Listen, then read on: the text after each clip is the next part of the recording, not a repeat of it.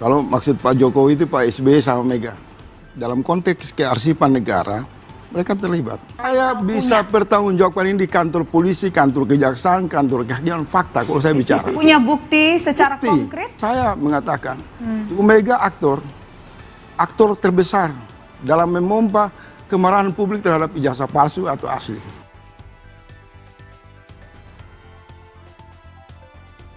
Judul ini udah bagus, ada operasi politik yang bermain di balik isu ijazah palsu.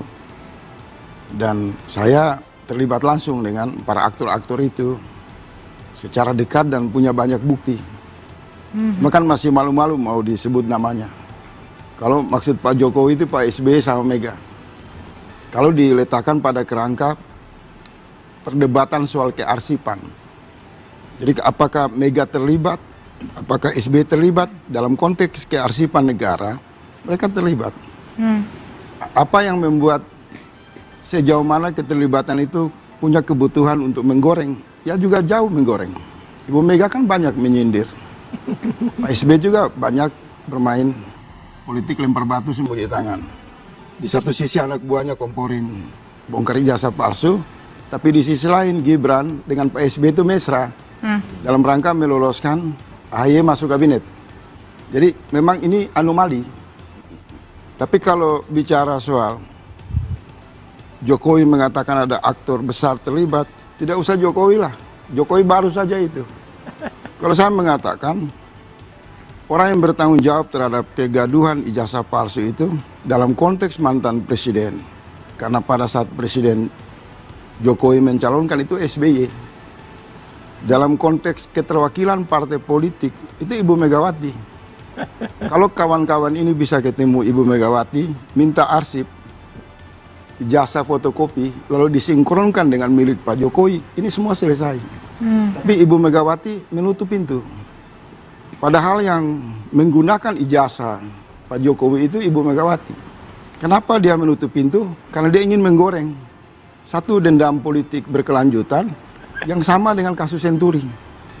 Dulu kasus Senturi begitu juga kan. Ibu Megawati pada saat itu oposisi, itu menggoreng di ruang publik. Minta untuk dituntaskan. Sampai ke DPR. Kasus itu kemudian di DPR, lalu dibawa ke pengadilan. Tapi dalam kasus ijazah palsu, Ibu Megawati dan PDIP itu mengambil arsip di tangan mereka secara misteri, dan kemudian mengirim Eros Jarot, kawan-kawan PDIP untuk mengipas di lapangan.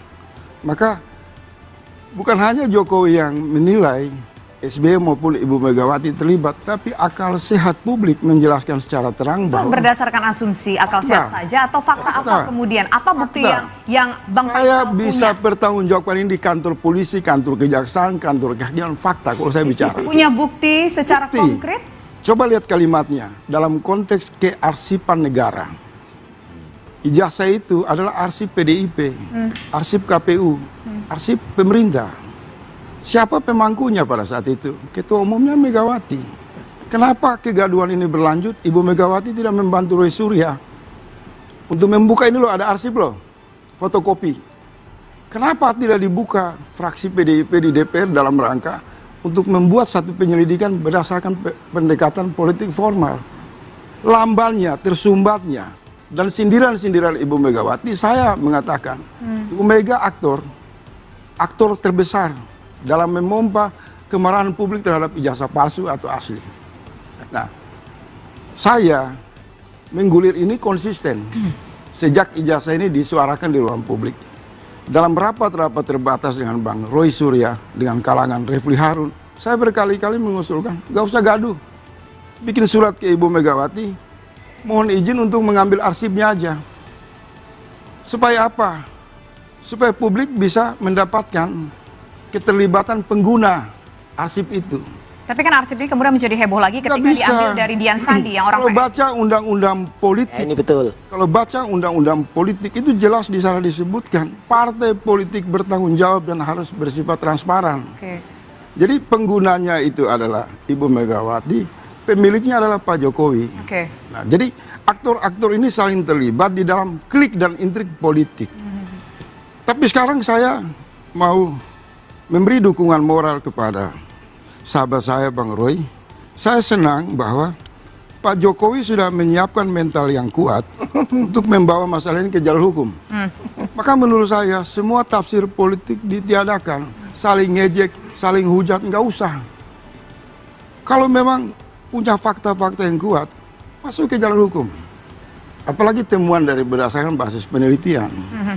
Tetapi saya mau mengatakan, Ibu Megawati juga harus diminta pertanggungjawabannya kalau sidang itu dibuat. Karena dia menyaksikan sejak wali kota, 1 kali gubernur, dan 2 kali calon presiden. Sindiran Pak Jokowi ini memajukan satu cara berpikir kita bahwa dia bukan orang yang tunggal dalam masalah ini. Ini satu kolektif. Kalau dia bersifat ijazah palsu, maka ini kejahatan kolektif. SBY bisa dipanggil di pengadilan. Pada saat itu presiden adalah SBY. Ibu Megawati yang membawa ijazah itu mendaftar Pak Jokowi akan juga dipanggil di pengadilan.